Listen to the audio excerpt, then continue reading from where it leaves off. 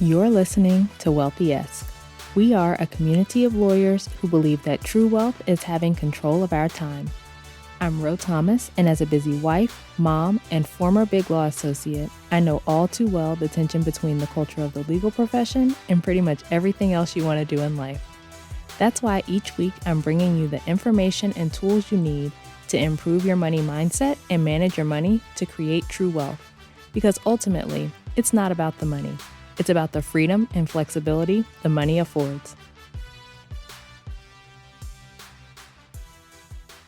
Hey friend, welcome back to the show. I hope you're doing well and having an amazing day so far. Today, we are talking about the things you want now and the things you want most. I heard this saying that was something like, discipline is sacrificing what you want now for what you want most. And I also did a devotional that was focused on the dangers of sacrificing your dream for what is temporary. It is interesting that this concept has come up a couple times lately, and I think it's particularly applicable within the personal finance space, so I wanted to talk about it. A lot of our society these days is focused on instant gratification. We want what we want it now, and we want it fast, right? But when you're working on improving your finances, there are sacrifices that have to be made. One of the biggest or the most common is putting off that urge to spend money on something that you see right now just because you want it in service of your ultimate financial goal, that thing you want most. Many of us don't have a plan for our money. And I've mentioned before that was my husband and me. Before we started our money journey, the extent of any financial strategy was looking at whether we had enough money in the account to pay for it. And there wasn't a plan. There wasn't any sort of strategy involved. We weren't looking at things in a strategic way. And that's how a lot of people approach their finances. But if you are currently spending your money in such a way that you don't have much money left at the end of the month, maybe your account is going into the negative or you're going into debt, you are not able to save, that kind of thing, then something has to change if you're going to achieve your goals. Because what often happens is we say we have a particular goal, we want to buy a house or get out of debt or be able to leave our job. But then we don't put any strategies in place to do those things, to actually accomplish the goal. And because there's no strategy, we end up using the money that could have been used to fund those goals, buying things that we want right now and neglecting the things that we want the most.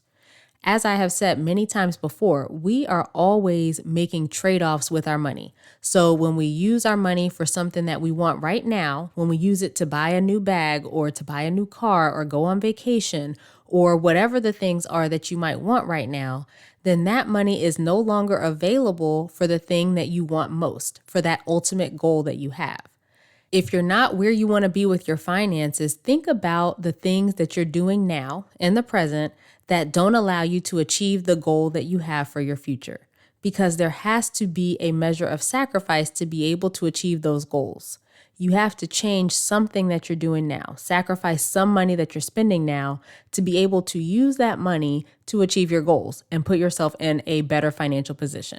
So when you are planning your spending, first of all, you need to be planning your spending, right? Not just seeing what's in the account, but making a plan. So when you're planning your spending, you want to do so in a way that allows you to achieve whatever your goal is. And there's room for both.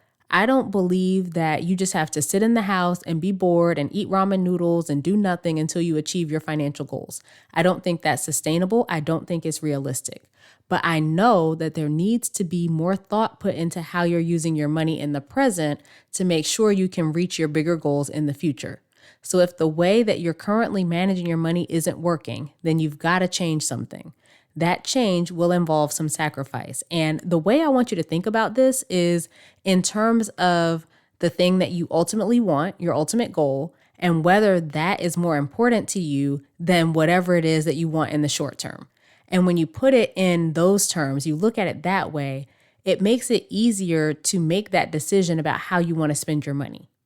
If my ultimate goal is to turn my finances around and that is more important to me than whatever it is that I'm looking at in the present, right? I want to build my savings. I want to get out of debt, whatever that means for you, then that means saying, I'm not going to do this right now.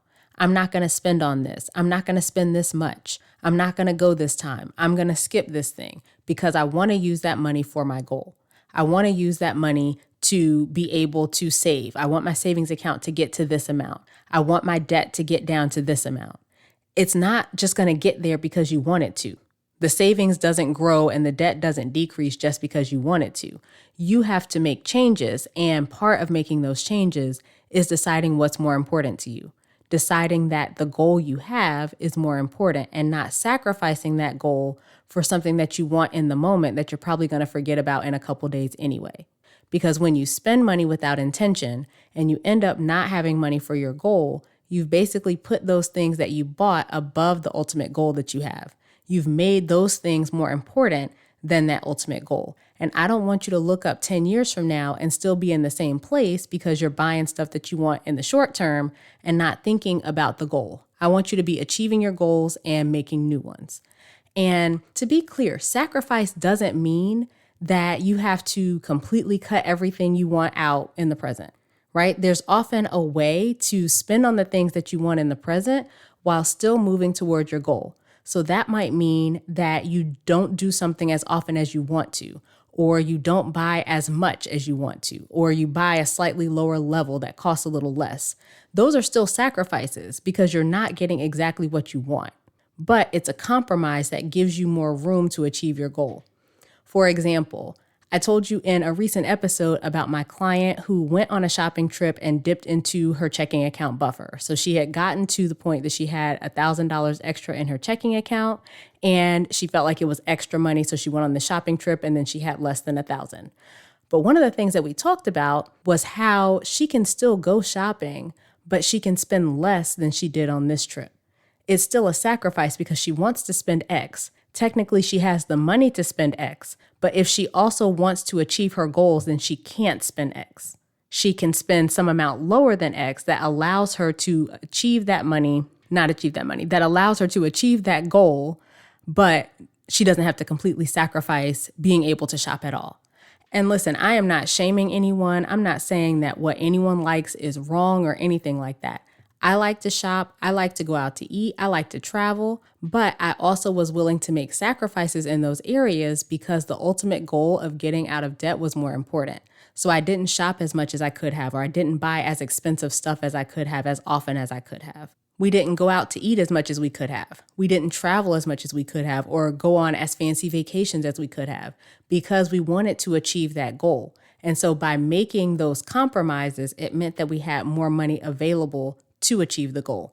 We still were able to experience the things. I did still shop. I did still go out to eat. We did still travel, but we didn't do it at the level that we could have. And so that meant that we didn't spend as much. And so we had more money available for the goal that we had. So you can't keep spending the same way and expecting things to change. It doesn't work like that. If you want things to change, something has to change. And there's going to be some measure of sacrifice involved in that change. Ultimately, it's a matter of what you want right now versus what you want most. And only you can decide which is more important to you. But my prayer is that you don't sacrifice your financial goals for the fleeting pleasure of things that you want in the instant moment. All right, so that is it for this week's episode. Please share this episode with a friend, spread the word about this podcast, and let's help more lawyers get their finances in order. As always, I appreciate your support. As we close out, friend, I pray that you take the information you learn here, apply it in your life, and open up to the realization that wealth is available to you. As you do that consistently, week after week, you'll continue to take steps to regain control of your time, build wealth, and live the life of freedom and choice you deserve. Talk to you later.